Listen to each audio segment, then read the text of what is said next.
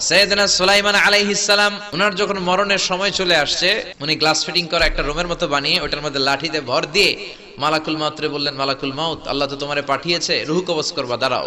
তার আগে আমি জিনদেরকে একটা অর্ডার করে, এই জিনেরা, তোমরা বাইতুল মুকাদ্দাসের নির্মাণ কাজ শুরু করো। যতক্ষণ আমি এখানে দাঁড়ায় থাকবো ততক্ষণ বাইতুল মুকাদ্দাস বানাইতে থাকবা। মালাকুল মাউত ইন দা মিন টাইম ওনার রূহ কবজ করে চলে গেলেন, কিন্তু উনি দাঁড়িয়ে রইলেন।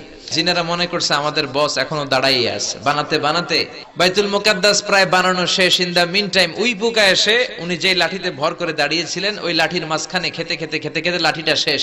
লাঠিও ভেঙে পড়েছে, ওনার মরদেহ লাশও ধপাস করে পড়েছে।